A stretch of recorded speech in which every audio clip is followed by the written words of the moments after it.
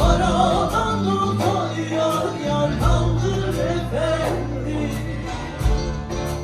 Vay vay.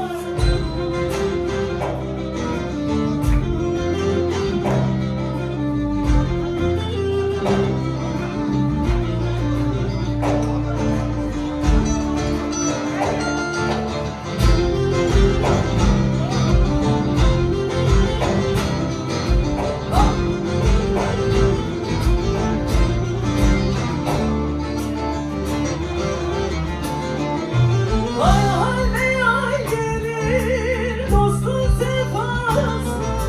Vay halde yay gelir dostun sefası. Budur aşıkların sultanı hası. Maşul aşkla cerri cefası. Böyle cereyleme yar yar öldüm efendim. Maşuhun aşkına cerri cefası. Böyle cereyleme yar yar öldür efendim. Ay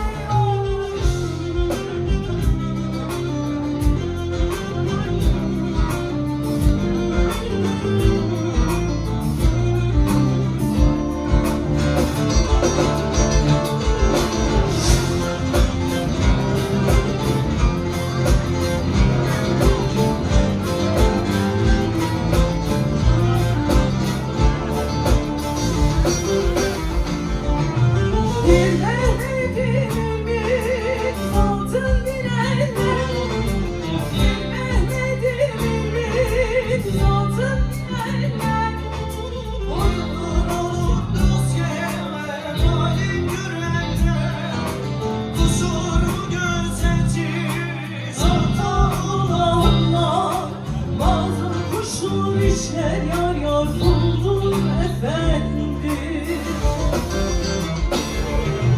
Kusur mu gözetir sultan?